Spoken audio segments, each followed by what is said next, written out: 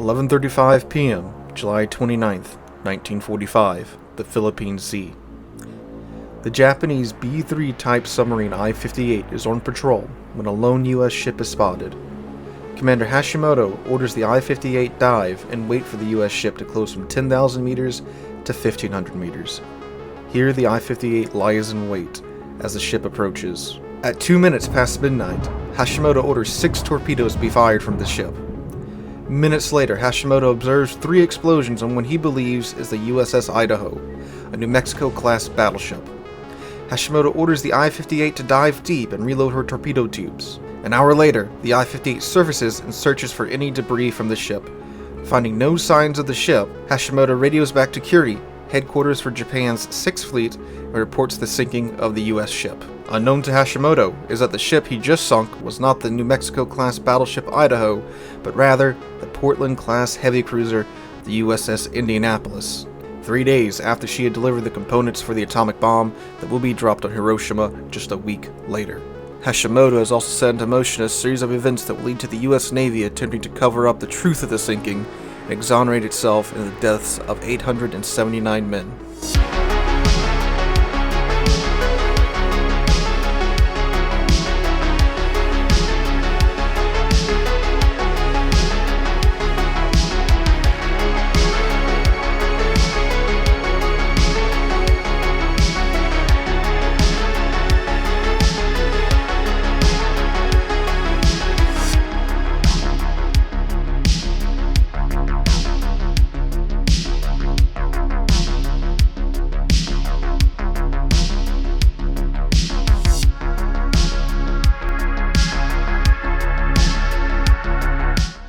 The Indianapolis was the second ship of the Portland-class heavy cruisers built for the U.S. Navy by the New York Shipbuilding Corporation, being launched in 1931 and commissioned in November of 1932.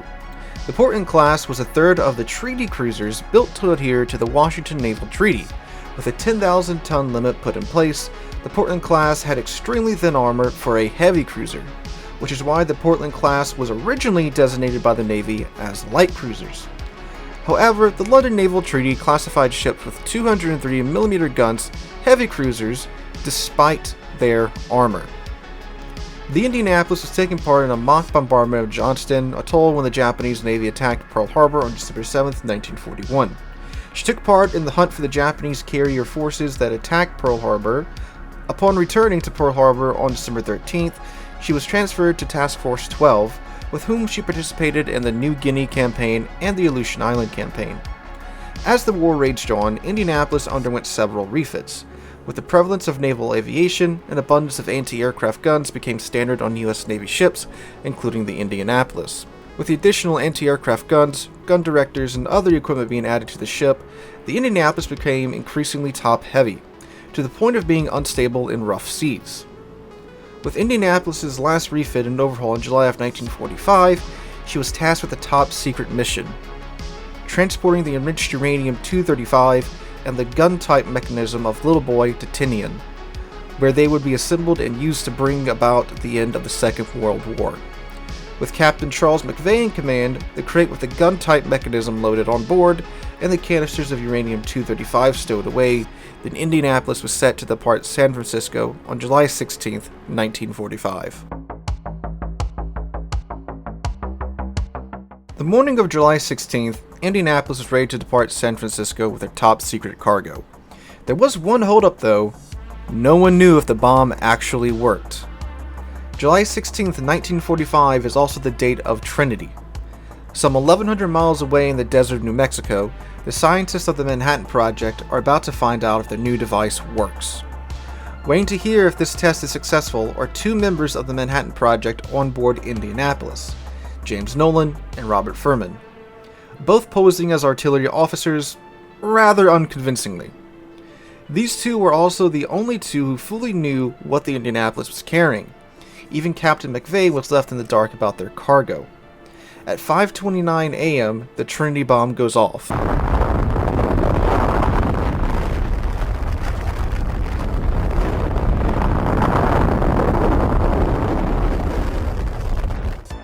Ushering in the atomic age and sending the Indianapolis on her mission to Tinian. The Indianapolis was sent out alone due to the fear of a large fleet being easily detected by the Japanese Navy. The U.S. Navy believed that one ship could complete the task quickly and undetected. McVay requested Indianapolis have a destroyer escort due to Indianapolis not being equipped with any sonar or any other equipment to detect submarines. McVay's request was denied. Setting off without an escort, McVay managed to traverse the distance between San Francisco and Pearl Harbor in just 74.5 hours, where the Indianapolis stopped only to take on fuel. From Pearl Harbor, the Indianapolis set out to Tinian, where they arrived on July 26 and offloaded their top-secret cargo. From Tinian, Indianapolis was sent to Guam and then ordered to Leyte Gulf, where she would link up with other U.S. Navy ships, but the Indianapolis would never arrive. In transit from Guam to Leyte Gulf, McVay is rocked awake in his emergency cabin on the navigation bridge by the explosion of 2 torpedoes against the hull of the Indianapolis. The Indianapolis loses electricity in the initial explosion. McVay makes his way to the bridge where he receives damage control reports from the XO that the Indianapolis has received serious damage and is quickly sinking. McVay instructs the navigation officer to send out a distress call that includes the location of the ship, that the ship is severely damaged, and that the ship is rapidly sinking. 8 minutes after being hit by the 2 torpedoes from I-58, McVay gives the orders to abandon ship. The order had to be passed via word of mouth due to most of the electrical systems being knocked out. 4 minutes later, the Indianapolis begins to rapidly roll over. It was at this point McVay was washed overboard.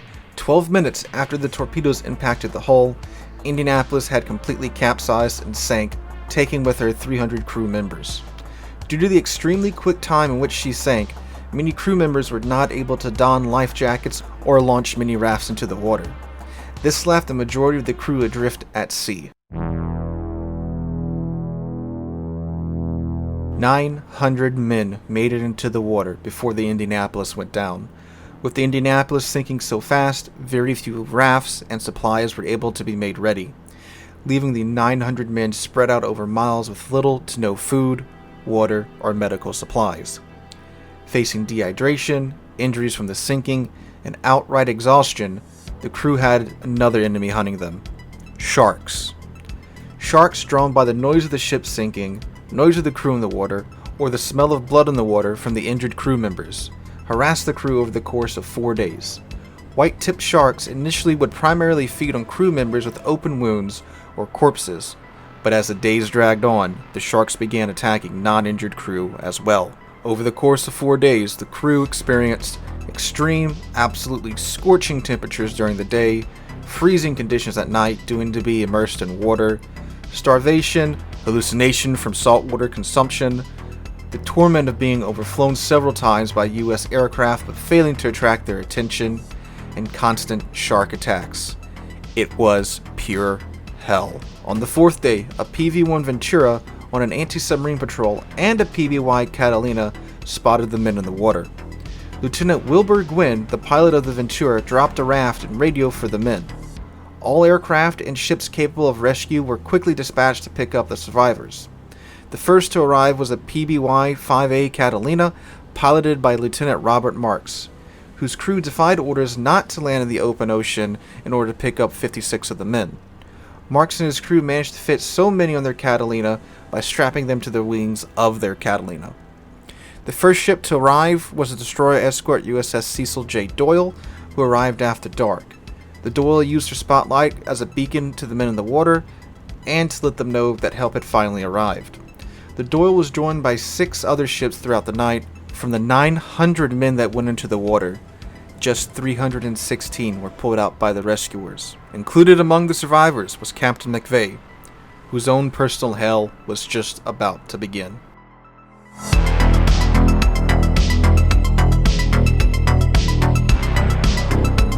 As with the loss of any U.S. Navy ship, a Navy Court of Inquiry investigated the sinking. However, unlike any other instance of a ship being lost in time of war, the Navy Court of Inquiry investigating the sinking recommended that McVay be court-martialed for the sinking of the Indianapolis. Admiral Chester Nimitz disagreed with the court's findings and issued a letter of reprimand to McVay instead. However, Admiral Ernest King overrode Nimitz and pushed the court-martial forward. McVay was charged with failing to zigzag and failure to abandon ship in a timely manner. Zigzagging was a technique used by surface ships in order to avoid submarines by changing their heading at certain intervals. In effect, zigzagging rather than sailing in a straight line, hence the name. Now, McVay was acquitted on the failure to abandon ship charge due to the speed at which the Indianapolis sank, likely due to her being a treaty cruiser with thin armor and the additional AA guns, gun directors, and other equipment that had been added to her superstructure during her many refits, making her extremely top-heavy and speeding up the rate at which she capsized. Also, the fact that internal communications had been knocked out during the attack, as one of the torpedoes had hit very near the communications room. So despite the order being given quickly, it unfortunately traveled slowly as it spread by word of mouth. However, McVay was convicted on the charge of failing to zigzag. This is strange for several reasons. First, the orders were to zigzag at McVay's discretion in order to avoid submarines, meaning that if he did not feel the maneuvering was necessary, he could opt to simply not zigzag and continue on a steady heading, such as when visibility was mediocre or low. Several crew testified that the conditions that night were mediocre, meaning that it was unlikely that the ship would be spotted by submarines. Hence, McVay felt he did not need to zigzag and ceased zigzagging. Second, several American submarine experts testified that zigzagging had a negligible effect on avoiding submarines. And third, and finally, the court managed to track down Hashimoto himself and had him testify during the court-martial. Hashimoto testified that due to the close range between the I-58 and the Indianapolis, it would not have mattered if the ship was zigzagging or not. Despite all of this, McVay was still convicted, making him the only U.S. Navy captain in history to be convicted of losing his ship to the enemy during wartime. Even though he was convicted, there was no punishment handed out to McVay, except for him being demoted, an action that was overturned by the Secretary of the Navy. McVay did eventually go on to reach the rank of Rear Admiral and retired shortly after in 1949. McVay would receive phone calls and hate mail from former crew members and families of those that lost their lives in the sinking for the remainder of his life, as he was the official reason for the sinking according to the Navy. Sadly, McVay took his own life when he was 70 years old.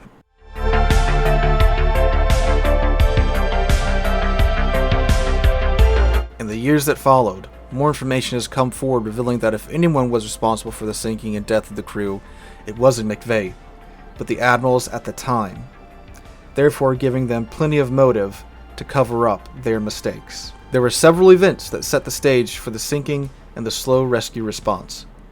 First off being, McVay was not made aware of Japanese sub-activity in the area. Now, McVay was told there was a possibility of Japanese sub-activity in the area the Indianapolis was set to travel through, but he was not told that the USS Underhill had been sunk by a Japanese submarine 6 days prior. There's a big difference between the possibility of Japanese submarines being in the area and confirmed Japanese submarine activity. McVay was not made aware of this. Secondly, for years, the Navy maintained that the lack of a received distress call was due to the top-secret nature of the Indianapolis' mission, and therefore an order for radio silence had been given. Or that the Indianapolis did attempt to send a distress call, but it was not sent due to the damage received from the torpedo hits. It was later revealed through the efforts of a middle school student, Hunter Scott, that the Indianapolis' distress call had been received not just one time, but 3 times. Hunter Scott began a project for National History Day on the sinking of the Indianapolis. He sent out detailed questionnaires to over 100 survivors in 1997. By the way, Hunter was 12. 12. Can you imagine a 12-year-old doing something like this today? As part of the responses, he received 3 testimonies from separate servicemen at the time stating that they had received Indianapolis' distress call. Though it was garbled, they could make out her location, that it was the Indianapolis, and that she was sinking quickly. One had been received in Leyte Harbor, but the crewmen that received it had received 2 transmissions 8 minutes apart. They didn't believe that a heavy cruiser could sink that fast and dismissed it as a Japanese trick. In the second case, the same message had been received, but the radioman's senior officer gave orders not to be disturbed. So when the message was received, the radioman gave orders for 2 ocean-going tugs to be dispatched. but once his superior had returned from playing cards, he recalled the tugs as he thought it was a Japanese trick. In the third case, the radio man's superior was drunk and dismissed the distress call. Orders about reporting ship arrivals were made unclear. At this late stage in the war, the US was preparing for the land invasion of Japan, and due to the amount of traffic coming and going through US ports, new procedures were put in place to alleviate overworked staff. Ship arrivals did not have to be reported anymore. It was assumed that larger ships would arrive on time, and the procedure to report their arrival was removed. However, it wasn't clarified that when ships are overdue, their overdue status needed to be reported. On July 31st, the day Indianapolis was supposed to arrive in Leyte, the officer in charge of tracking Indianapolis, Lieutenant Stuart Gibson, was aware of her lateness, but made no effort to investigate it or report it to his superiors. Because of this, Indianapolis was removed from the board in headquarters and marked as arrived. Lieutenant Gibson received a letter of reprimand for his inaction. With these revelations coming out over the decades after the sinking, it became more and more apparent to most that McVay was a scapegoat for the incompetence of naval leadership at the time of Indianapolis' sinking. Despite what public opinion may be, officially according to the Navy, McVay was still to blame. However, remember that 12-year-old I mentioned?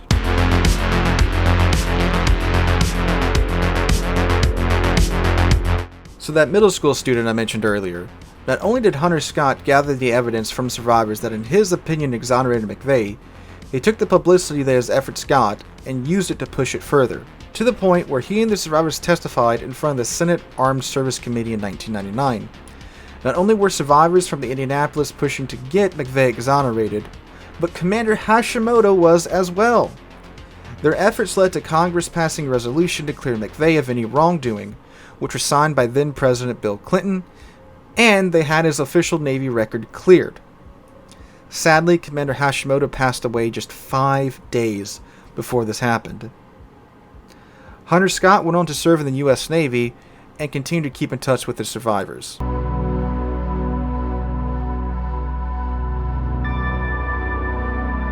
While there have been expeditions in the past to discover the wreck of the Indianapolis, it wasn't until 2017 that the Indianapolis was discovered to be resting a mile deeper than the Titanic in the Philippine Sea at 5,500 meters deep by Microsoft co-founder Paul Allen. The bow of the ship broke off during her descent to the bottom, along with her bridge and forward 8-inch turrets. Thanks to the extreme depth of the wreck, she is safe from trophy hunters. The Indianapolis is a tomb and memorial for her crew. At the time of writing and recording this video, Harold Bray is the last remaining survivor of the Indianapolis. This is the story of the ship and crew that ushered in the atomic age, influenced and inspired a nation, 1,100 men went into the water. Vessel went down in 12 minutes. And a captain wrongly accused, convicted, and finally exonerated. This is the story of the Indianapolis.